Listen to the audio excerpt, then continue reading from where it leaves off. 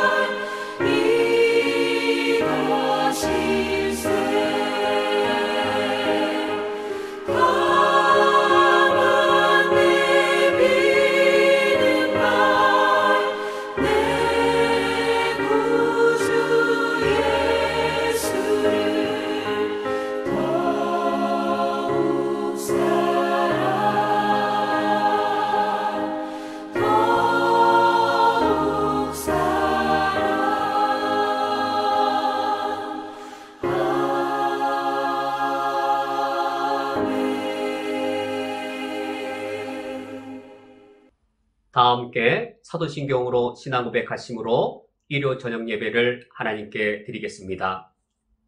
전능하사 전지를 만드신 하나님 아버지를 내가 믿사오며 그 외아들 우리 주 예수 그리스도를 믿사오니 이는 성령으로 잉태하사 동정녀 마리에게 나시고 본디오 빌라도에게 고난을 받으사 십자가에 못 박혀 죽으시고 장사한 지 사흘 만에 죽은 자 가운데에서 다시 살아나시며 하늘에 오르사 전능하신 하나님 우편에 앉아 계시다가 저리로서 산자와 죽은 자를 심판하러 오시리라. 성령을 믿사오며 거룩한 공회와 성도가 서로 교통하는 것과 죄를 사하여 주시는 것과 몸이 다시 사는 것과 영원히 사는 것을 믿사옵나이다. 아멘. 하나님 아버지시여, 우리를 주께서 사랑하시오니 주의 풍성한 사랑을 받은 자로서 하나님 아버지 앞에 함께 저희들이 모였습니다. 주님의 그 한없는 사랑을 저희들이 감사드리며 그 은혜의 그 영광을 높이기 위하여 저희들이 함께 모였습니다. 주님께 찬양과 경배와 노래를 드리오니 오늘 이 자리에 오셔서 우리의 예배를 받아 주시옵소서. 예수 그리스도의 이름으로 기도합니다. 아멘. 다 함께 찬양하겠습니다. 찬송가 490장 주여 지난밤 내 꿈에 찬양하겠습니다.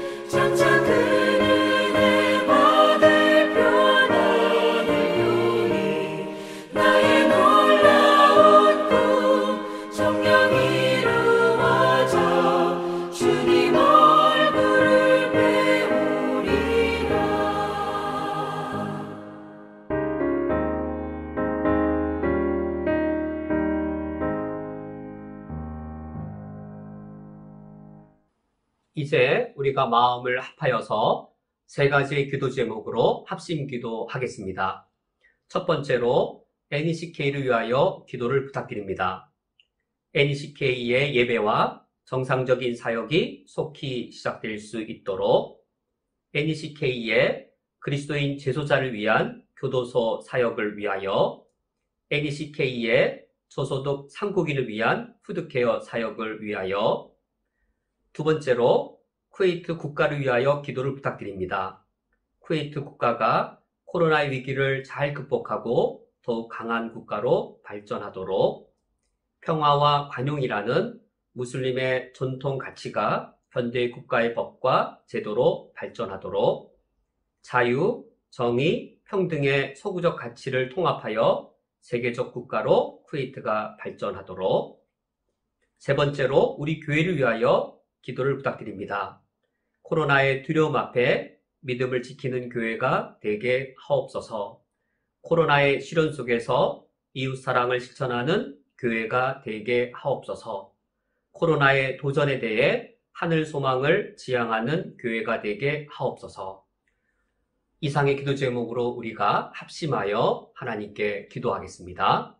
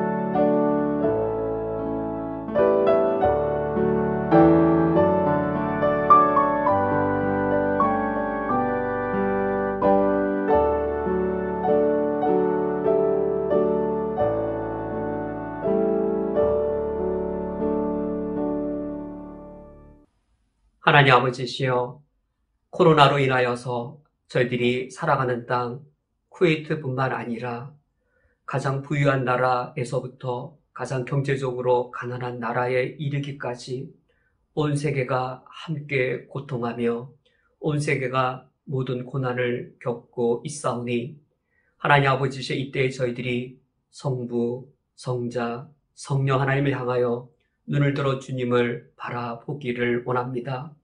아무리 이 땅에 시련이 있으며 어려움이 클지라도 성부 하나님께서 이 세상의 창조주이시며 우리를 구원하신 예수 그리스도가 이 땅의 참된 구원주이시며 성령께서 우리의 보혜사가 되시오니 이 땅에 아무리 큰 시련과 어려움이 있을지라도 그것이 우리 주님의 주권을 능가하지 못하며 그 크기가 우리 하나님의 크심보다 더 강하지 못하오니 우리가 눈을 들어 하늘에 계신 우리 하나님을 바라보게 하여 주옵소서. 이에 하나님 아버지 앞에 우리 교회를 위하여 기도하며 우리 교회가 이 땅에서 믿음을 지키는 교회로, 사랑을 실천하는 교회로, 하늘 소망을 지향하는 교회로 하나님 아버지 앞에 서기를 하나님 아버지 앞에 다짐하오니 우리의 간구가 실천되어질 수 있도록 연약한 우리를 굳게 붙잡아 주옵소서. 첫 번째로 간구하오니 코로나의 두려움 앞에서 믿음을 지키는 교회가 되게 하여 주옵소서. 코로나의 두려움 앞에 저희들이 우리 교회의 생존 자체를 지키는 그것의 유혹에 넘어가지 않게 하여 주시옵고, 우리가 지킬 것은 우리 교회의 생존이 아니라 하나님을 믿는 것에 합당한 믿음을 지키는 것이오니 바른 신앙을 지키며 그 신앙의 실천을 지키는 교회가 되게 하여 주옵소서. 그리하여 우리가 믿음으로 코로나의 시련을 부딪히며 겪으며 이겨내므로 코로나의 시련이 다 끝난 이후에는 우리 교회가 더욱더 믿음에 강한 교회요, 믿음에 성숙해진 교회요, 믿음에 능한 교회로 강건하게 굳게 서 있는 교회가 되게 하여 주옵소서. 두 번째로 간구하오니 코로나의 시련 속에서도 이웃사랑 실천하는 것에 부요한 교회가 되게 하여 주옵소서. 우리가 코로나의 시련을 겪을 때에 나를 먼저 생각하고 우리 가정까지만 생각하며 우리 교회를 지키는 것에 매여 있을 수 있사오나, 그러나 우리가 믿는 하나님은, 우리를 구원하기 위해 오신 예수 그리스도는 온 인류를 구원하기 위해 오신 우리의 구세주이시며, 그 사랑이 우리를 넘어서서 쿠웨이트 전 땅에, 세계 전 영역에 하나님의 사랑이 전파되기를 원하시오니, 우리가 전하는 복음에 합당하게 우리가 이웃사랑을 실천하게 하여 주옵소서. 쿠웨이트 땅에 거주하는 한인들을 돌아볼 수 있도록 도우시며, 우리 교회를 출석하시든 출석하지 아니하시든 이 땅에 있는 우리 한인들을 우리가 함께 품을 수 있게 하여 주시옵고, 또한 이 쿠웨이트 땅에 함께 살아가되 그분이 한국인이든 또는 다른 나라 분들이든 어떤 나라 분이든 우리 하나님께서 창조하신 온 인류이며 예수 그리스도께서 구원하고자 하신 모든 인류오니, 쿠웨이트에 거주하는 특별히 한국인들을 저희들이 함께 기도하고 그들을 품으며 그들을 섬기며 그들에게 사랑을 나타낼 수 있도록 지키어 주옵소서. 특별히 저희들을 중동 땅에 세우셔서 중동 지역과 아프리카에 있는 선교사님들의 소식을 가장 먼저 알며 가장 잘 아는 위치에 저희들을 서 있게 하셨사오니, 우리가 그곳에 섬기시는 선교사님들을 향하여 우리가 사랑을 나눌 수 있는 우리의 능력 범위 내에서 우리의 최선을 다하여 선교사님들을 사랑하며 섬길 수 있게 하여 주옵소서. 세 번째로 간구하오니, 코로나의 도전에 대하여 하늘 소망을 지향하는 교회가 되게 하여 주옵소서. 우리가 이 땅에서 유명한 교회로, 이 땅에서 많은 사역을 하는 교회로, 이 땅에서 여러 업적들을 성취하는 교회로 이 땅에 매이지 않게 하여 주옵소서. 우리 교회 이름이 전혀 남지 않더라도, 또 이 땅에서 저희들의 사역의 열매가 이름나게 성취되지 아니할지라도, 보이지 않는 하나님의 나라가 이 땅에 임하며 보이지 않는 하나님의 나라의 역사가 이루어져서 우리 하나님의 영광이 드러난다면, 우리 하나님께서 온전히 기뻐하신다면 그것이 우리에게 가장 큰 기쁨이요 우리가 이 땅에 서 있는 존재 목적이오니, 우리가 하늘 소망을 하나님 아버지 앞에 더욱더 지향하며 하늘 소망 외에 우리가 바라는 것이 없게 하여 주시옵소서. 이제 그리하여 코로나의 시련들이 다 끝났을 때에는 우리 교회가 강한 믿음의 교회로, 그리고 사랑에 있어서 그 폭과 넓이가 더 넓어진 교회로, 그리고 하늘을 향하여 강한 소망을 굳게 붙잡는 교회로, 더욱더 하나님 아버지 앞에 온전한 교회로 한 걸음 한 걸음 나아가 있게 하여 주옵소서. 예수 그리스도의 이름으로 기도합니다. 아멘. 성경 봉독하겠습니다. 오늘 성경 말씀은 신약성경 로마서 9장 14절부터 24절까지의 말씀입니다. 오늘 성경 말씀을 제가 봉독해 드리겠습니다. 그런즉 우리가 무슨 말을 하리요? 하나님께 불의가 있느냐? 그럴 수 없느니라. 모세에게 이르시되 내가 긍휼히 여길 자를 긍휼히 여기고 불쌍히 여길 자를 불쌍히 여기리라 하셨으니, 그런즉 원하는 자로 말미암음도 아니요 다른 박질하는 자로 말미암음도 아니요 오직 긍휼히 여기시는 하나님으로 말미암음이니라. 성경이 바로에게 이르시되 내가 이 일을 위하여 너를 세웠으니 곧 너로 말미암아 내 능력을 보이고 내 이름이 온 땅에 전파되게 하려 함이라 하셨으니, 그런즉 하나님께서 하고자 하시는 자를 긍휼히 여기시고 하고자 하시는 자를 완악하게 하시느니라. 혹 내가 내게 말하기를 그러면 하나님이 어찌하여 험을 하시느냐? 누가 그 뜻을 대적하느냐 하리니, 이 사람아 내가 누구이기에 감히 하나님께 반문하느냐? 지음을 받은 물건이 지은 자에게 어찌 나를 이같이 만들었느냐 말하겠느냐? 토기장이가 진흙 한 덩이로 하나는 기 쓸 그릇을 하나는 천이 쓸 그릇을 만들 고난이 없느냐? 만일 하나님이 그의 진노를 보이시고 그의 능력을 알게 하고자 하사 멸하기로 준비된 진노의 그릇을 오래 참으심으로 간용하시고, 또한 영광 받기로 예비하신 바 긍휼의 그릇에 대하여 그 영광의 풍성함을 알게 하고자 하셨을지라도 무슨 말을 하리요? 이 그릇은 우리니 곧 유대인 중에서뿐 아니라 이방인 중에서도 부르신 자니라. 아멘. 다 함께 기도하고 말씀을 듣겠습니다. 하나님 아버지시여, 우리가 오늘 말씀을 드리며 나를 구원하신 하나님의 그 신비한 역사를 만날 수 있기를 원합니다. 이미 구원받은 저희들은 우리의 인격 속에, 우리의 경험 속에 나를 구원하신 하나님의 그 역사가 얼마나 신비로운 것인지 이미 경험하였고 누렸고 깨달았습니다. 오늘 말씀을 통하여 그 하나님의 신비한 역사를 다시 한 번 더 주님 앞에서 묵상하며 하나님의 시간을 꿰뚫고 영혼 속에서 날 구원하신 하나님의 주권적 의지를 다시 한 번 더 발견하게 하여 주옵소서.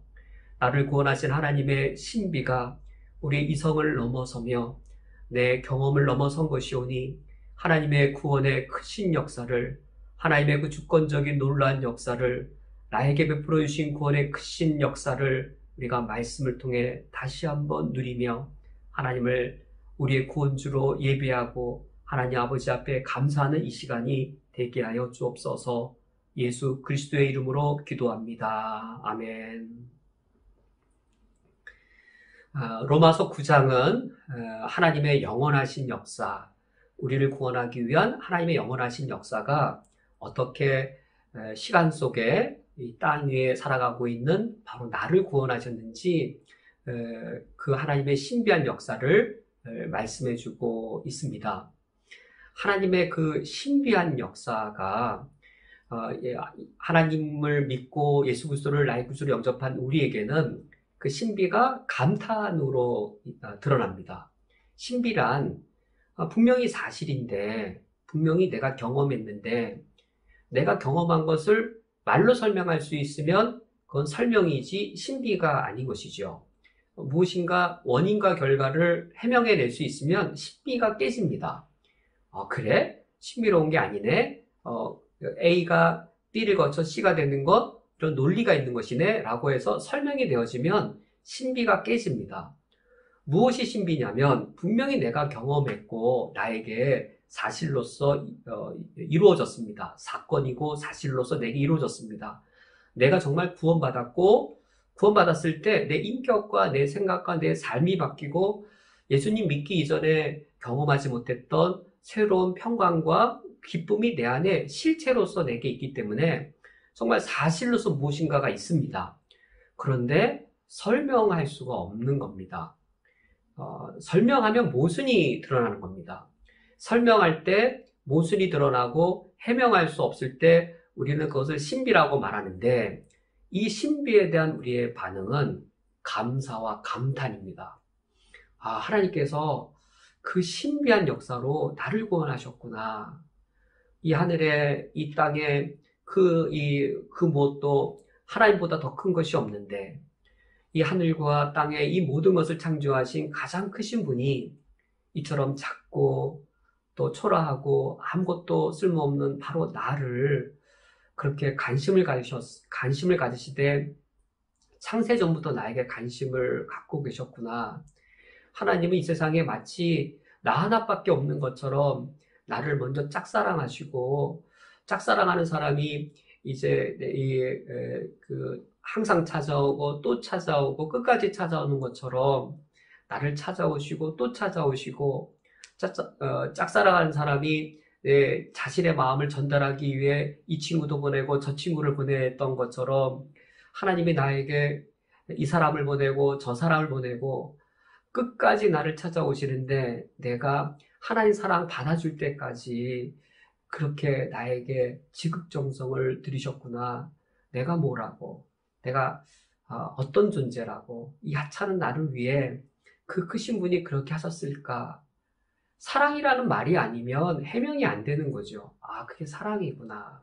그래서 우리는 나를 찾아오신 하나님이 무슨 관념 속에 무슨 무서운 신이어서 무서워서 하나님 믿게 된 것이 아니고 왜 날 이렇게 사랑하시지?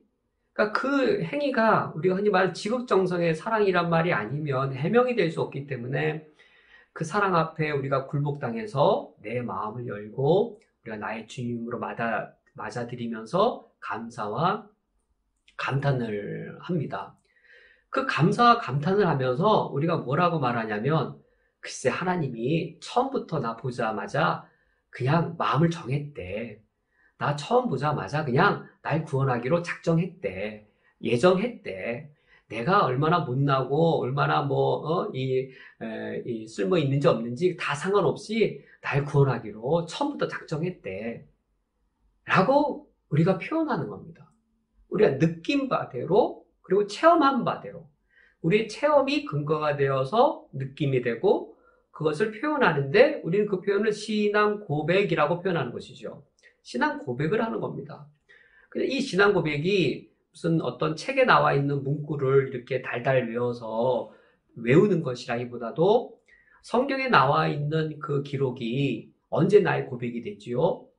내가 그렇게 경험했고 체험했고 느껴져서 성경에 기록되어져 있는 그 사실, 믿음의 조항들이 나에게 인격적으로 동의가 되기 때문에 고백합니다.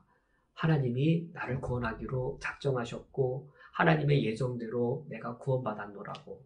하나님은 날 구원하기로 작정하신 후 내가 그토록 하나님을 여러 번 실망시켰지만 하나님은 본인의 작정을 한 번도 후회하지 아니하시고 내가 마음을 열 때까지 찾아오시고 또 찾아오셔서 그 강한 의지로 나를 구원하셨다고. 나는 하나님과 이 관계를 맺을 때 수백 번 마음이 바뀌고 또 바뀌고 계속 마음이 동요했지만 우리 하나님은 한 번도 동요하지 않고 내가 너를 사랑한다. 너에 대한 내 사랑 변치 않는다. 네가 나를 지금 모독하고 지금 나에게 마음을 닫고 그래 어제 믿었다가 오늘 또 마음 또 닫아도 나는 변치 않는다. 신실하게 하나님이 나를 구원하기로 작정하셨다고 우리가 그렇게 신앙 고백을 했습니다. 이처럼 하나님의 영원하신 역사가 시간 속에 경험되어져서 우리가 말로 다 표현 못하는 것을 우리가 신비라고 말하고 그 신비라고 하는 것을 접할 때의 우리의 반응은 감사와 감탄의 신앙 고백이었습니다. 그러나 반면에 하나님의 사랑을 받아들이지 않을 때에는 감사와 감탄과 신앙 고백이 아니라 반문과 의문 그리고 부정인 것이죠. 말도 안 돼. 하나님이 구원받을 사람, 구원받지 않은 사람 미리 정해놨다고? 그렇게 미리 작정하고 또 그 작정하는 사람은 뭐야? 그 사람 구원 못 받는 거야? 그러면 너가 말하는 그 하나님 좋은 분 아니네. 인생이 다 정해져 있으면 나부터 그러면 하나님이 안 정했으면 안 믿겠네? 나 전도하지 마. 네 말대로라면 나 하나님 예정했으면 언젠가 믿을 거 아니야? 전도하지 마. 네가 아무리 나 전도해도 하나님, 네가 믿는 하나님 나 예정 안 했으면 나 지옥 갈 테니까 내버려둬. 이러면서 그 신비란 말이 해명이 안 되니까 신비고 설명할 수 없어서 신비일 뿐만 아니라 모순되기 때문에 신비인 겁니다. 모순된 것이 공존하고 서로 양립할 수 없는 것이 같이 있기 때문에 그래서 신비라고 하고 밖에 말할 수 없는 것이죠. 그 신비를 동시에 딱 갖다 놓으면 모순되는 것이 있는 것이죠. 그 모순된 지점을 가지고 이제 기독교의 복음을 논박하고 하나님을 공격을 하고 하나님 아버지 앞에 반론을 제기하는 것. 이것이 신비 앞에서 우리가 하나님을 믿지 않았을 때의 우리의 반응입니다.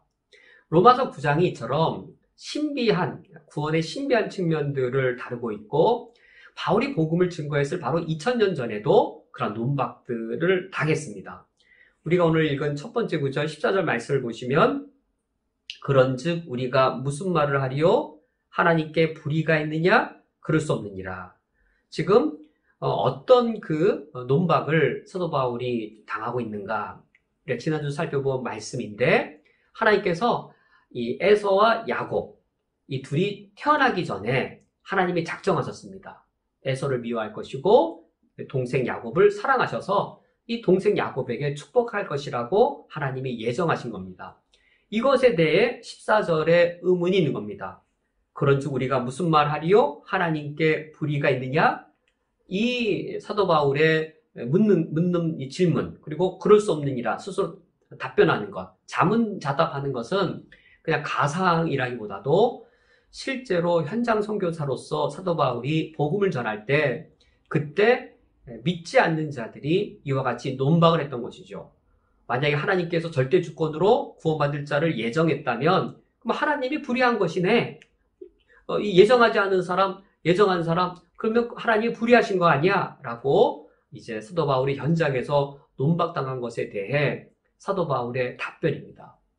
사도 바울의 이 답변은 논리적 질문에 대한 논리적 답변이라기보다도 논리적 질문에 대해서 하나님의 영원하신 역사를 그대로 진술하는 겁니다. 논리적 질문에 논리적 답변을 하면 이 답변은 한 부분에서 답변이 되지만 이 답변 자체가 또 한편에 논리적으로 완전하지 아니함을 갖고 있습니다. 다시 말해서 하나님의 영원하신 역사를 논리로 다 표현할 수 없는 것이죠. 사도 바울이 이와 같은 영원하신 하나님의 구원의 역사, 그 신비, 우리의 이 머리로 이성으로 다 해명할 수 없어도 그러나 우리가 이미 경험해서 진리인 것, 경험 안에서 진리인 것, 경험 안에서 전혀 모순되지 않는 것, 그것을 영원하신 하나님의 구원의 역사로 답변하므로 우리가 이 말씀을 들을 때 하나님이 나를 구원하신 것 얼마나 큰 신비인가 우리가 그 사실을 엿볼 수 있습니다. 우리가 이제 15절 이하에서 사도 바울이 그 하나님의 영원하신 그 신비한 구원의 역사를 어떻게 소개하면서 이런 반론에 대해 답변하는지를 살펴보겠습니다. 하나님께서 구원받을 자를 주권적으로 선택하셨어도 왜 하나님께는 불의함이 없는가? 이것에 대해 사도 바울은 구약 성경의 유명한 이야기를 제시하면서 설명하고 있습니다. 구약 시대의 모세와 바로의 이야기입니다. 이 모세와 바로의 이야기를 하는 이유는 출애굽 사건인 것이죠. 애굽에 많은 애굽 백성들이 살았고 많은 백성들 중에 아브라함의 후손인 이스라엘 백성들이 함께 살았습니다.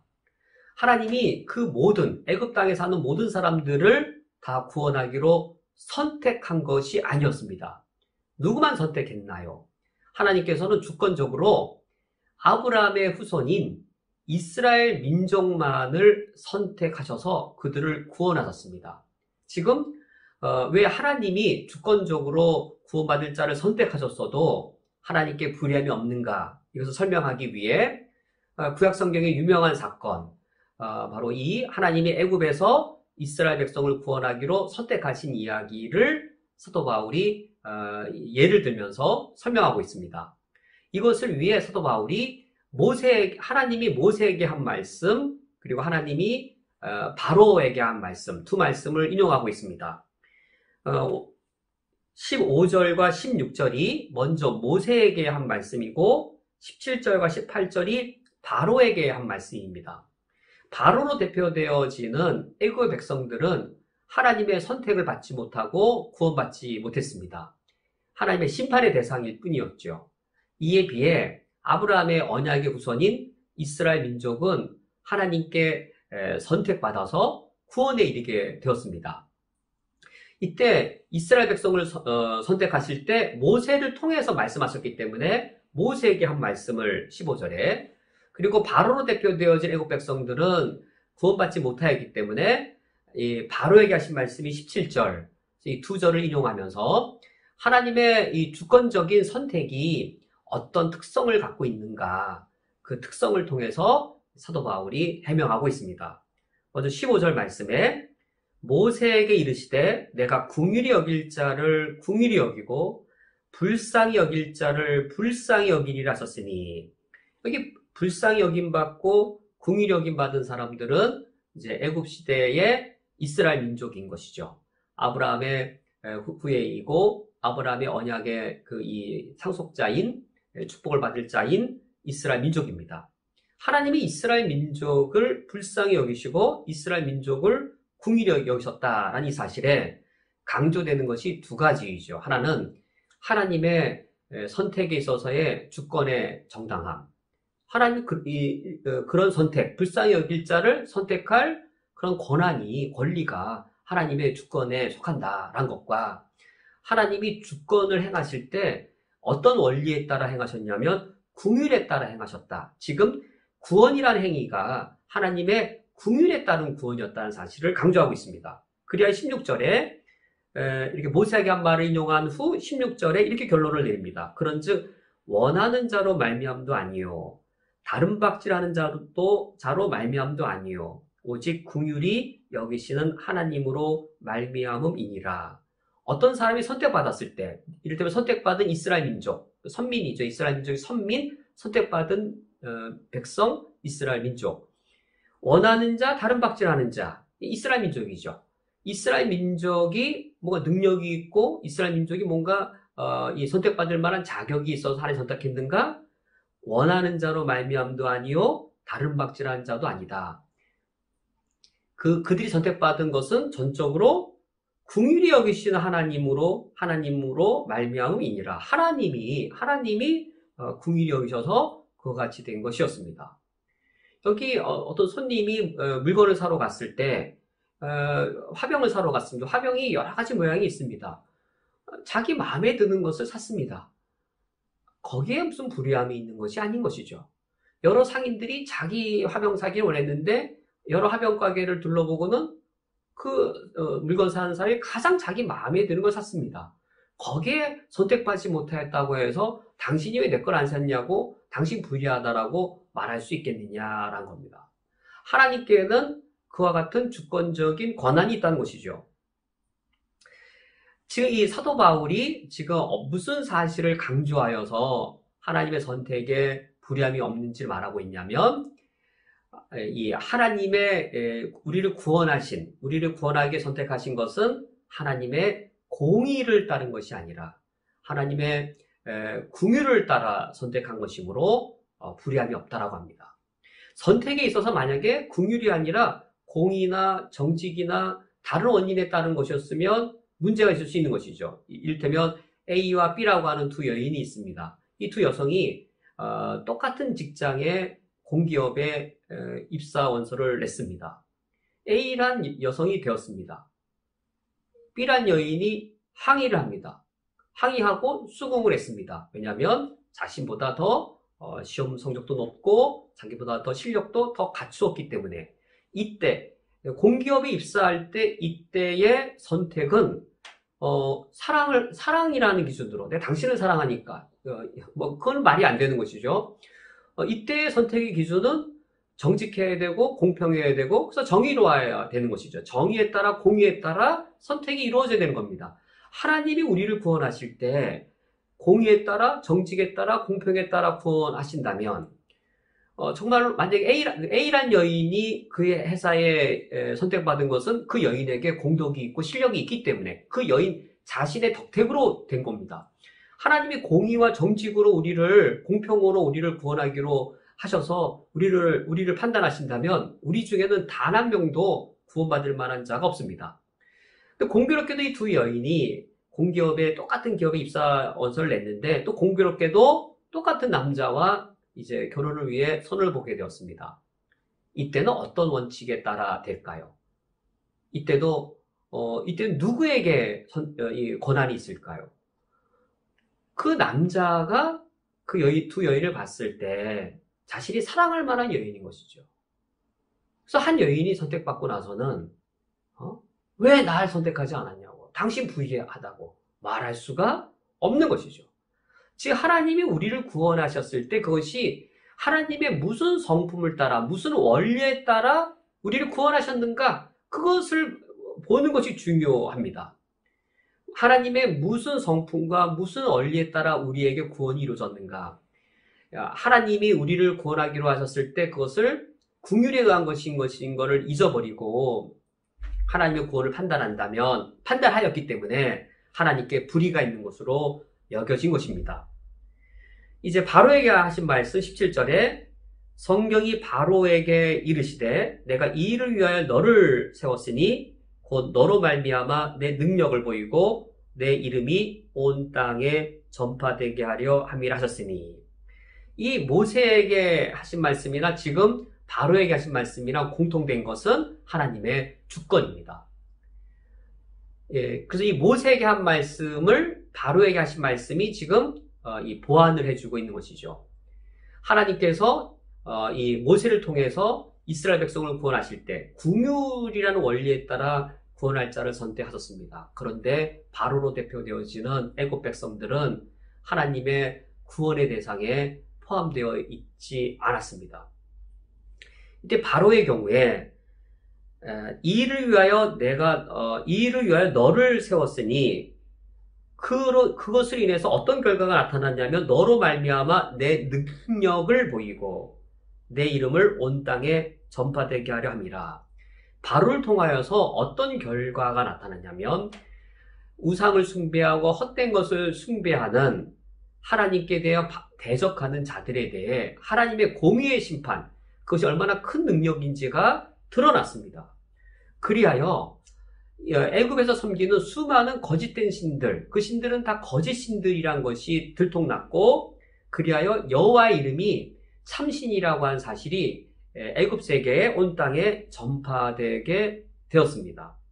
그렇다면 하나님이 이것을 위해 고의적으로 바로를 강팍하게 만들었을까? 우리가 성경의 사실들을 다시 볼 때에 전혀 강팍해질 마음이 없는 바로인데 하나님이 이런 목적을 가지고 부당하게 이 바로를 강팍하게 만들었는가? 레온 모리스가 아주 이제 제가 좋아하는 이 귀한 신학자인데 이제 이렇게 해석합니다. 하나님께서 스스로 강팍하게 되지 않은 자를 먼저 강팍하게 하신 적은 성경에 단 한 번도 없습니다. 우리가 성경 전체를 우리가 읽어볼 때에 성경을 읽기 이전에 내 삶을 읽어볼 때에 스스로 내가 강팍하게 될 마음이 없는데 하나님이 먼저 나를 강팍하게 하신 적은 없습니다. 내가 스스로 먼저 강팍해졌을 때 때로는 하나님이 나를 강팍한 가운데 내버려 두신 적은 있죠. 하나님께서 그렇게 대응하시고 응답하신 적이 있습니다. 바로가 지금 그러한 경우입니다. 바로가 전혀 하나님께 강박할 마음이 없는데 하나님이 그를 강박하게 하신 것이 아니라 바로가 하나님께 대항하여 강박할 마음을 먹었을 때 하나님은 그를 강박한 상태 가운데 내버려 두셨고 그 결과로 하나님의 구원하시는 능력, 구원과 더불어 하나님의 심판하시는 능력이 드러나게 되었고 그리하여 하나님의 그 능력을 통해 헛된 우상들, 애굽의 헛된 우상들이 심판받는 것들이 온 땅에 이루어지게 되었습니다. 그래서 존 스토트 목사님이 이제 지금 논의된 내용을 아주 짧고도 정확하게 요약합니다. 이렇게 요약합니다. 우리가 마땅히 받아야 할 것을 받았을 때 하나님께는 불의함이 없습니다. 그리고 우리에게 받을 자격이 없는데 그것을 받았을 때에도 하나님께는 불의함이 없습니다. 제가 이 복잡한 말 다시 한번 반복하면 우리가 마땅히 받아야 할 것, 그걸 받았습니다.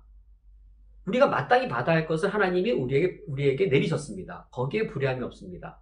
그게 심판인 것이죠. 우리가 마땅히 받아야 할 것이 무엇인가요? 우리 모든 인류가 마땅히 받아야 할 것, 심판입니다. 그래야 하나님이 우리가 받아야 할 심판을 받게 하셨을 때 하나님께 불의하다고 말할 수 없습니다. 그런데 하나님께서 우리가 마땅히 받을 만한 자격이 없는 것, 우리에게 받을 만한 자격이 없는 것, 그것이 뭐냐면 구원입니다. 그것을 받게 하셨습니다. 거기에 하나님의 불의함이 있습니까? 불의함이 없습니다. 하나님이 긍휼을 따라 우리에게 마땅히 받을 만한 자격이 없는데도 불구하고 구원을 받게 하셨을 때 거기에는 아무런 하나님의 불의함이 없습니다. 이제 19절에서 하나님의 주권적인 선택에 대한 두 번째 반론이 시작됩니다. 19절 말씀에 혹 내가 내게 말하기를 그러면 하나님이 어찌하여 허물하시겠느냐 누가 그 뜻을 대적하느냐 하리니. 하나님의 주권적인 선택에 대한 첫 번째 반론은 이미 14절에서 살펴본 것처럼 하나님이 구원받을 자를 선택하신다면 구원 못 받은 자가 있으니 그러한 하나님은 불의한 거 아니냐, 구원받지 못한 것에 하나님께 불의함이 있는 것이 아니냐, 이것이 첫 번째 반론이었습니다. 두 번째 반론은 하나님의 결정에 의해 구원받지 못한 자가 있다면 그 책임을 하나님이 지셔야 되는 것 아니냐, 이런 반론입니다. 19절 말씀에 혹 내가 내게 말하기를 그러면 하나님이 어찌하여 허물하시느냐? 하나님의 결정에 의해 구원받지 못했는데 그 사람에게 무슨 허물이 있겠느냐라는 반론입니다. 이에 대해 사도 바울이 첫 번째와는 다르게 답변을 합니다.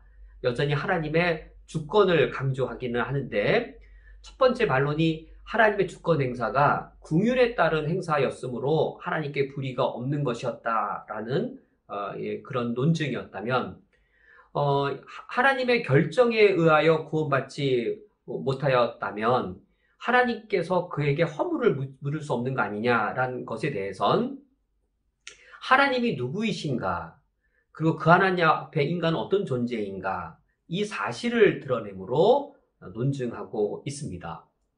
20절 말씀에 이 사람아 내가 누구이기에 감히 하나님께 반문하느냐.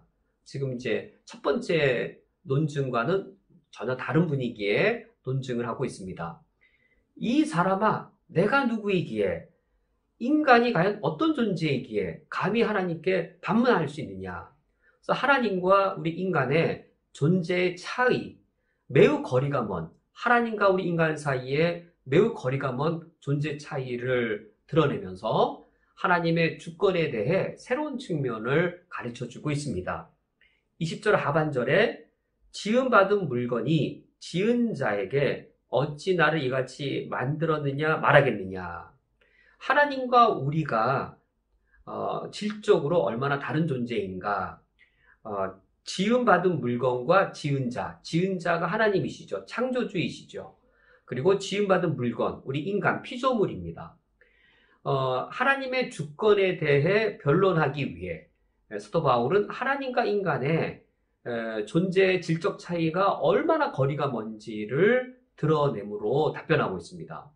하나님이 창조주라면 우리 인간은 피조물입니다. 주권에 대해 말할 때, 인간의 자유의지를 말할 때, 그때 존재의 질적 차이가 있는 것이지요. 한 아이가 태어났습니다. 그 아이가 3살이고 4살이고 5살입니다. 어린아이도 인격체이고 인간으로서의 모든 존엄성을 갖고 있습니다. 어린 아기라고 하여서, 어린이라고 하여서 인격이 어리고 인간의 존엄성도 어려서 인간 취급을 하지 않아도 되느냐? 절대 아니죠. 그가 힘이 없고 어린아이가 연약할지라도 그 어린아이는 인간으로서의 완전한 존엄성을 갖고 있어서 그 어린아이도 인간답게 먹을 것, 교육을 받는 것, 그리고 어린이로서 누려야 될 인간의 권리를 충분히 보장받아야 합니다. 그렇다고 하여서 그 어린아이에게 완전한 자유의지에 따라 완전한 결정 권한을 주는가 하는 겁니다. 어린 아기가 인간으로서 완전한 존엄성을 누려야 되는 것과, 그런데 거기에 그러므로 그 아이가 마음껏 자유의사대로 할 수 있다? 이것은 별개의 사실인 것이죠. 그 어린 아이가 어린이 시절을 뛰어넘어 청소년이 되었다면 그 아이가 성숙한 것만큼의 자유의지를 행사할 수 있겠고, 그러나 완전한 것은 아니죠. 그가 청년이 되고 완전한 성인이 되었을 때, 그때는 그가 완전한 인간의 존엄성뿐만 아니라 자기 의지와 자기 의사대로 결정할 뿐만 아니라 스스로의 결정에 대한 책임을 지도록 하는 것이지요. 그러나 아직 어린 아이일 때에는 그가 성숙한 청년과 아직 어린아이라고 하는 그 질적인 차이가 여전히 존재할 때에는, 그래서 자기 결정에 대해 스스로 책임질 수 없는 나이일 때에는 그가 완전한 인간의 존엄성을 갖고 있을지라도, 그것은 보장될지라도 그 아이에게 완전한 자유의사 결정권을 주지 않는 것이죠. 인간도 그러하다면 하나님과 우리 인간 사이에 주권의 문제를 논할 때, 인간이 사실 내 인생을 압니까? 내 인생의 5년 뒤를 알 수 있을까요? 10년 뒤를 알 수 있을까요? 하나님과 우리 인간의 관계를 단적으로 놓고 보면 창조주와 피조물의 관계입니다. 단적으로 볼 때, 통으로 보는 것이 아니라 한 단면을 단적으로 보았을 때 하나님과 우리의 관계는 창조주와 피조물입니다. 그래서 21절에 심지어 이렇게까지 극단적으로 말할 수 있는 것이죠. 토기장이가 진흙 한 덩이로 하나는 기 있을 그릇을, 하나는 천 있을 그릇을 만들 권한이 없느냐? 이것은 매우 하나님의 절대 주권을 강조하기 위한 단적인 진술이고 또 단적인 사실입니다. 사실의 한 단면입니다. 하나님과 우리는 이 토기장이와 그리고 진흙 한 덩이의 관계처럼 창조주와 창조주 앞에 흙으로 지음받은 아담, 그 관계가 단적으로 거기에 개입되어 있는 것이죠. 저를 창조하신 분이 하나님이십니다. 제가 왜 저희 부모님의 아들로 태어났고, 내가 왜 한국인으로 태어났으며, 한국인 중에서도 왜 난 남자일까? 남자 중에서도 왜 윤씨성을 가진 남자일까? 내 키는 왜 이렇고, 내 외모는 왜 이렇고, 내 성격은 왜 이런가? 누가 정한 것일까요?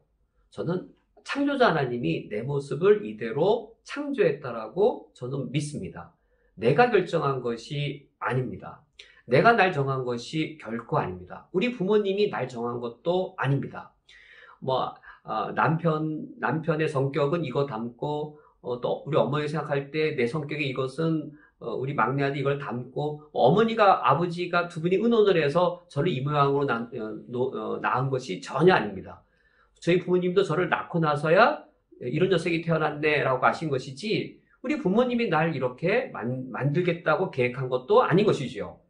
내 모양이, 내 모습이 이대로인 것은 전적인 하나님의 결정이라고 저는 믿고, 하나님이 저를 내 모습으로 이대로 만드셨기 때문에 저는 하나님이 이 성격, 이런 모양으로 만들어주신 것에 대해 나의 창조주의 결정이라고 저는 받아들입니다. 한 단면이 그런 것이죠. 지금 토기장이에게 진흙 한 덩이로 놓여져 있을 때, 기 있을 그릇, 천 있을 그릇, 그 결정할 권한이 토기장이에게 없겠느냐? 창조주와 피조물의 관계에 있어서 전혀 그럴 것이 없겠느냐라고 답변하므로 하나님의 절대 주권을 지극히 강조하고 있습니다. 그러므로 창조주의 절대 주권을 갖고 있는 창조주의 그 행위에는 전혀 이 부당함이 없음을 논증하고 있습니다. 이렇게 논증을 했을 때 우리에게는 이제 설명이 되는 부분과 설명이 되지 않는 부분이 여전히 남습니다. 그러니까 성경의 진술은 하나님의 영원하신 역사를 우리에게, 시간 속에 있는 우리에게 알려주기 위해 한 단면들을 보여주는 겁니다. 우리가 이 미분을 할 때 변수가 XY가 아니라 XYZ 셋이 되어지면 그것이 이렇게 입체로 되어지지요. 그래서 미분을 할 때 전미분이 아니라 편미분을 해서 한쪽 측면만을 볼 때가 있습니다. 우리 인간의 인식이 마치 편미분과 같습니다. 전미분을 할 수가 없는 것이죠. 오늘 여기 이런 표현, 우리 인간이 그러면 토기에 불과하고 진흙 한 덩이에 불과한가?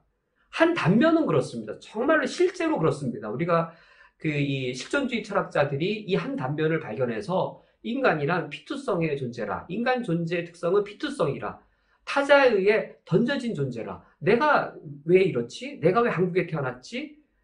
피투성, 실존주의 철학자가 바로 이 측면을 발견해서 정말 이런 한 면이 있습니다. 근데 전적으로 이런가 보세요. 이건 인간의 이 미분을 했을 때 전미분이 아니라 편미분인 것이죠. 한 면을 잘라보면 정말로 이렇습니다. 즉 성경의 진술이 그러한 것이죠. 하나님이 정말로 그래서 우리를 전적으로 통으로 기계처럼 다루시는 것인가? 그런 면이 한 단면이 있는 것이죠. 우리 창조주로서 우리 인생에 나를 한국 사람으로 태어나고 이 땅에 태어나게 했을 때 그런 정말로 창조주로서의 일방적이고 절대 주권에 속한 부분이 분명히 존재합니다. 그러나 우리가 이것을 입체로 통으로 다 봐야 되는 것이죠.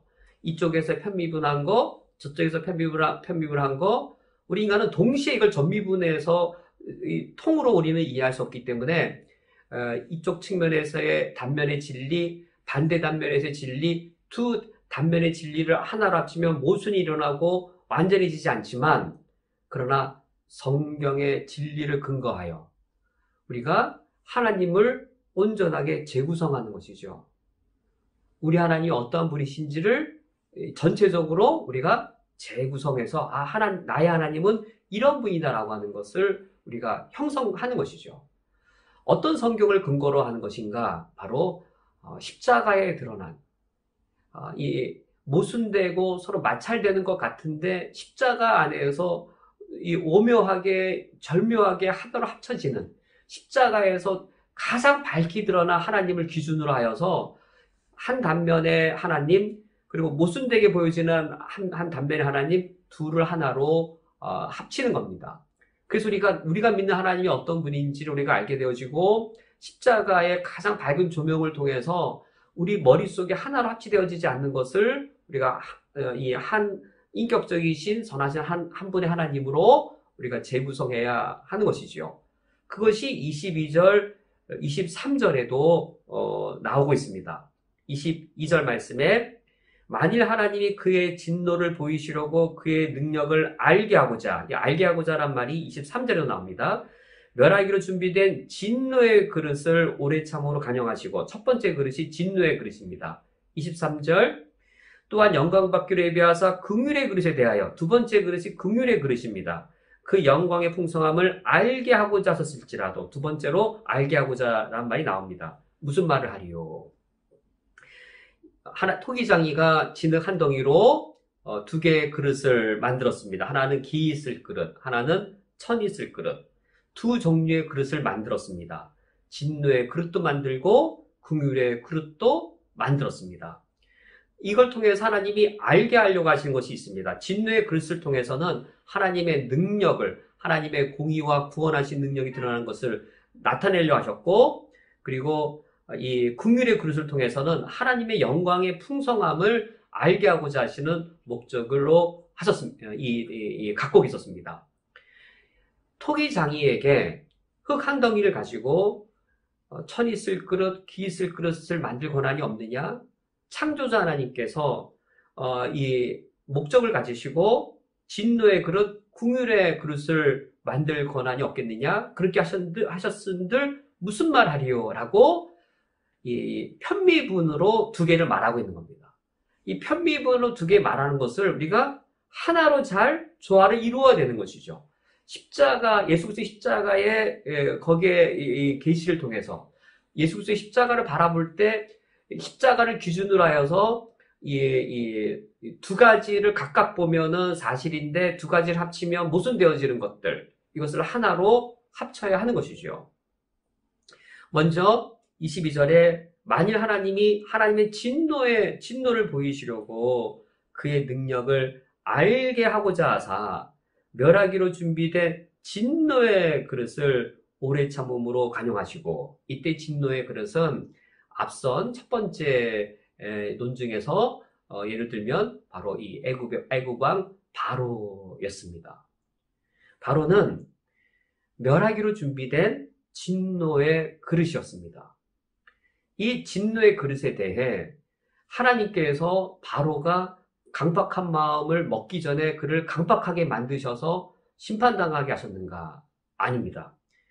진노의 그릇을 오래 참음으로 간용하시고, 출애굽기를 보면 하나님이 정말로 바로를 오래 참음으로 간용하셨습니다. 무려 10번이나 10재앙을 통해서 바로로 하여금 돌이키게 하셨습니다. 10번의 재앙을 받을 때마다 바로가 마음을 돌이켰다가 다시 완악해지고, 두 번째 재앙을 받고 세 번째 재앙을 받고 마음을 돌이켰다가 다시 또 완악해지고, 하나님께서 오래 참으신 것이죠. 그걸 단적으로 딱 말해서 바로가 완악하게 되었다라고 말하지만, 우리가 이거를 실제 현장에 가서 보면 바로가 처음부터 하나님께 완악하였고, 하나님이 그에게 심판하실지라도 그가 하나님께 마음을 돌이켰다가 또다시 고의적으로 마음을 완악하게 먹음으로 어떤 결과가 이루어지게 되었습니까? 22절 상반절대로 하나님이 그의 진노를 보이셔서 하나님의 능력을 알게 하신 것이죠. 10재앙을 통해 하나님의 진노를 통해 결과적으로 하나님의 능력을 온 애굽 사람들이 알게 되었습니다. 하나님이 하나님의 능력을 드러내기 위해 바로를 강박하게 만들어서 그렇게 하신 것이 아니고, 죄인을 다루실수록, 고의적인 완악한 죄인을 다룰수록 드러나는 것은 하나님의 오래 참으심이요, 하나님의 관용이요, 하나님의 오래 참으심과 관용을 통하여서 죄를 벌하시는 하나님의 공의의 능력이 결과적으로 더 드러나게 되었습니다. 마치 이것과 같습니다. 빛이 있고 어둠이 있습니다. 빛과 어둠의 관계를 보면 빛과 어둠은 공존할 수 없습니다. 빛과 어둠이 공존할 수 없었을 당시에는, 어둠만 있을 때에는 어둠이 빛의 역할을 합니다. 아주 어둠이 있고 어슴푸리하게 어두운 게 있습니다. 어슴푸리하게 어두운 것이 아주 어두운 것에 대해 자기가 빛인 양 행세를 합니다. 여기에 참빛이 비추었습니다. 참빛이 비추었을 때에 어둠은 두 가지로 반응을 보입니다. 물러가고 도망가고, 또 하나의 반응은 빛에 대하여 어둠이 자기가 어두운 것이 들통났기 때문에 완악해져서 빛에 대항하는 겁니다. 어둠이 빛에 대항하는 겁니다. 그것이 바로 바로였습니다. 참 하나님이 드러날 때 바로 자기가 거짓신을 근거하고 있다는 사실이 드러난 것이죠. 빛이 있을 때 어둠이 자신이 비친 것을 깨닫고 회개할 수도 있겠고, 그럼 하나님의 긍휼히 여기십니다. 내가 어둠 속에 있어서 내가 어둠이 사라지는 것이죠. 내가 죄인 죄인인 것을 드러나서 회개하고 참회하고 나를 불쌍히 여겨달라고, 그럼 하나님이 불쌍히 여겨주시는 것이죠. 그러나 그것이 아니라 의인이 와서 의를 행합니다.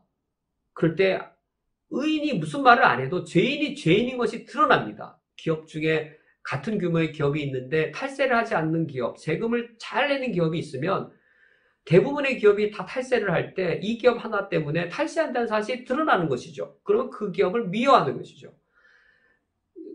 빛이 드러났을 때 어둠이 그의 어둠인 것이 드러남으로 그가 완악해지고 빛을 대항할 때에 하나님은 그대로 내버려 두시는 겁니다. 이럴 권한이 하나님께 없냐 이겁니다. 그래서 이 빛에 고의적으로 대항하는 그것에 대해 하나님께서 그런 그릇을 진노의 그릇으로 삼으시는 것이 하나님께 부당하냐라고 하는 겁니다. 십자가에서 하나님의 이 진노의 그릇을 향한 하나님의 공의가 드러났습니다. 예수 그리스도께서 인간의 온유의 죗값을 치렀을 때 하나님이 가장 큰 저주를 십자가에 부으심으로 죄를 어떻게 다루신지를 드러내셨습니다. 그것이 불의하냐 이겁니다. 죄에 대하여 하나님께서 그처럼 진노하신다는 것, 그게 과연 불의하냐 이겁니다. 또 23절, 또 영광 받기로 예비하신 바 긍휼의 그릇에 대하여 그 영광의 풍성함을 알게 하고자 하셨을지라도 무슨 말을 하리요. 빛이 내게 다가왔을 때 나의 죄악됨이 드러납니다. 그때 심령이 가난해집니다. 그때 애통하게 됩니다. 애통하는 그 심령을 하나님을 멸시하지 않습니다. 하나님 받으시는 제사는 애통하는 심령입니다. 애통할 때에 위로하십니다. 애통하는 자가 위로의 축복을 받습니다. 사죄의 은총입니다. 그 자를 하나님이 불쌍히 여기셔서 그를 긍휼히 여기셔서 그를 받아주십니다. 이것에 대하여 과연 하나님이 불의하다라고, 하나님께는 그럴 만한 권한이 없다라고 말할 수 있겠는가 하는 겁니다. 우리는 이 사실들을 사실 우리가 논리로 알기 이전에 십자가에서 만난 예수 그리스도를 통하여 우리가 이 진리를 이미 경험했습니다. 그리고 성경을 통해서 확인하게 되어지는 것이죠. 그리고 이것이 인류 역사를 통해 이어져 오는 하나님의 구원 역사라는 사실을 우리가 알게 되었습니다. 한 구절을 제가 인용문을 읽고 오늘 말씀을 맺도록 하겠습니다. 존 스토트 목사님이 이와 같이 말합니다. 이러한 이율 배반에는 우리가 현재 갖고 있는 지식으로는 해결할 수 없는 신비가 포함되어 있습니다. 하지만 그것은 성경과 역사와 경험에서 일치합니다. 정말로 그러합니다. 우리를 구원하신, 시간을 초월하고 영원 속에서 우리를 구원하신 하나님의 역사, 그 역사를 우리가 인간의 논리와 표현으로는 모순되었습니다. 멸하기로 준비된 진노의 그릇, 영광받기로 예비하신 바 긍휼의 그릇, 이거 하나님이 미리 정해놓고 한 거 아니냐라고 말하겠지만 이걸 경험한 분에게 한번 물어보세요. 경험한 내가 한번 어떻게 느끼는지 한번 보세요. 정말 하나님이 날 그렇게 예비했구나 라고 생각되는 거예요. 하나님 정말 그걸 왜 준비했구나라고 우리가 그렇게 경험되고 고백되는 거예요. 정말 하나님께서 그렇게 하셨느냐? 신학자들은 그것을 영원 과거, 영원 현재, 영원 미래라고 그렇게 인간의 언어로 표현할 수 없기 때문에 하나님의 표현을 최대한 그렇게밖에 표현할 수 없는 것이죠. 시간적으로 정말 과거에 하나님이 예비하셨고 과거에 준비하셔서 진노하거나 긍휼의 글을 썼느냐, 그게 아니고 이건 우리 영원하신 역사가 시간 속에 있는 우리가 경험했을 때, 경험하고 났을 때 우리 신앙 고백이 그렇게 나오죠. 그 표현이 적절한 것이죠. 그리고 이 시간을 초월하신 하나님의 역사를 경험했을 때, 정말로 하나님께서 내 앞날을 아시고 나를 그렇게 이끌어 가신다. 그렇게 고백되잖아요. 달리 어떻게 우리가 말할 수가 없잖아요. 그런 고백이 틀리지가 않잖아요. 그런데 그렇게 고백을 했을 때 하나님이 마치 우리를 기계처럼 만들어서 우리를 사용하시는가? 또 그거는 아닌 것이죠. 그것이 아니지만 이 고백이 또 틀린 것도 아니죠. 두 고백이 모순을 일으키는 것은 하나님이 잘못된 것이 아니라 우리가 이해할 수 없는 겁니다. 하나님이 우리를 구원하신 것을 우리가 이해할 수가 없는 겁니다. 이해할 수 없어서 모순되게 표현해야만 표현되는 겁니다. 그래서 신비입니다. 우리를 구원하신 하나님의 역사는 우리가 다 이해할 수 없습니다. 신비입니다. 말이 안 되는 게 아니라, 모순되는 것이 아니라 우리의 이성이 그것을 받아들이지, 다 충분히 이해해서 소화해낼 수 없을 뿐입니다. 오늘 말씀을 기억하며 함께 기도하시겠습니다. 첫 번째로는 우리를 구원하신 하나님의 이 구원의 역사는 신비로운 것입니다. 우리 경험 안에서는 그 모순된 것들이 하나로 잘 조화를 이루고 있습니다. 우리에게 그 무한한 영광의 신비로 날 구원해 주신 그 하나님께 감사와 찬양의 기도를 첫 번째로 드릴 수 있기 원합니다. 두 번째로는 구원받은 우리는 다 복음의 빚진 자들입니다. 이 큰 구원을 우리만 소유할 수 없겠습니다. 우리가 갖고 있는 이 큰 구원을 함께 누리고 함께 나누고자 해야 하겠습니다. 나에게 복음의 빚진 자로서 우리가 감당해야 될 소명과 사명, 우리가 신실하게 감당해야 되겠습니다. 이를 위해서 우리가 쿠웨이트 땅에서 내가 어떻게 이 신비로운 구원의 사명을 감당해야 될 수 있을지 하나님 아버지 앞에 다짐의 기도를 다 함께 드리시겠습니다.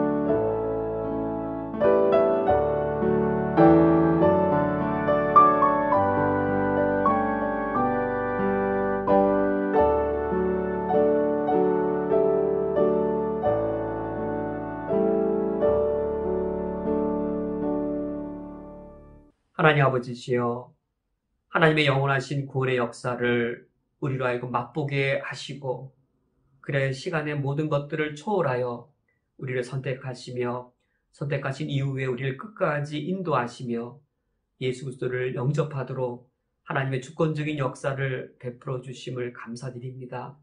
그래 이제는 저희들이 영원에 속하여 살아가며 이제는 하나님의 주권 아래 있어서 완전한 구원, 확실한 구원을 누리게 하신 것을 감사드립니다.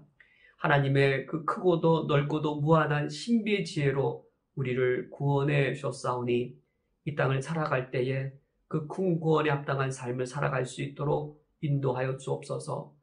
나를 구원하신 하나님에 대한 찬미와 감사가 날마다 넘칠 수 있기를 원합니다. 나를 구원하신 그 구원의 은혜가 너무 커서 내 삶을 넘쳐서 아직 예수 그리스도를 알지 못하는 자를 바라볼 때마다 내 심령이 아프며 그들 향해 복음의 빚진 자로서 내가 감당해야 될 소명을 신실히 감당할 수 있기를 원하오니 우리를 사용하여 주옵소서. 쿠웨이트 한인연합교회를 사용하여 주시옵소서. 이 쿠웨이트 땅에서 우리 한국인들에게, 이 쿠웨이트 땅에서 제 삼국인들에게, 이 쿠웨이트 땅에서 모든 중동 땅을 바라보며 복음의 빚진 자로서 우리 소명을 다짐하며 감당하게 하여 주옵소서. 예수 그리스도의 이름으로 기도합니다. 아멘. 다 함께 주기도로 예배를 폐하겠습니다.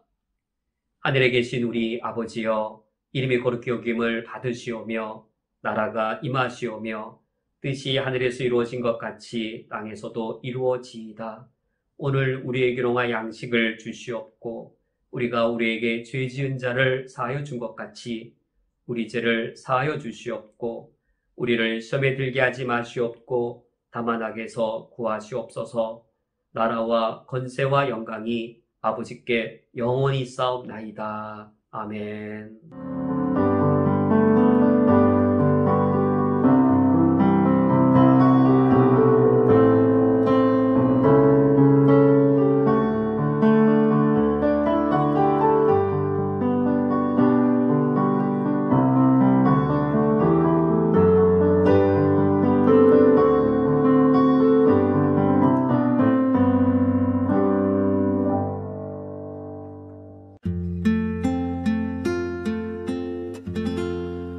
내가 너를 빚었단다. 나는 너의 토기장이. 내가 너를 만들면서 얼마나 기뻐했는지. 너의 눈을 만들면서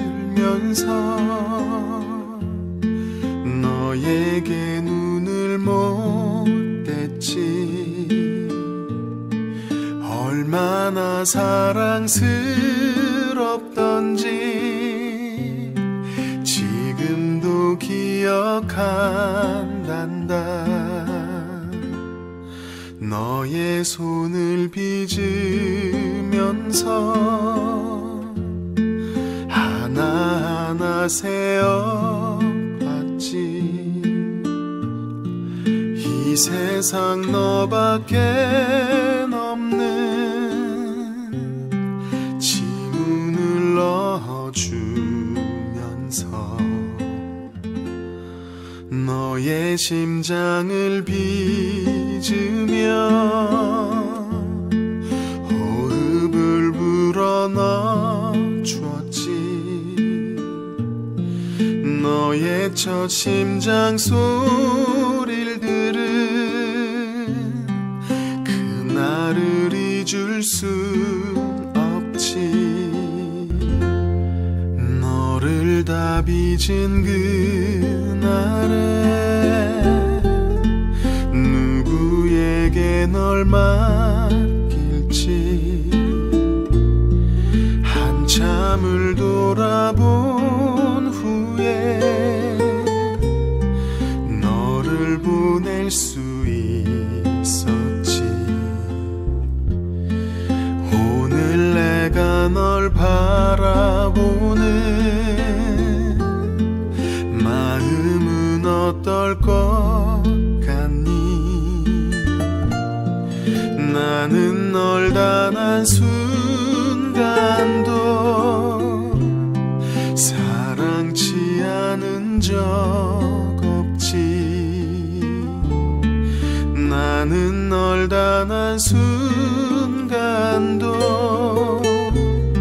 손에서 놓은 적 없지.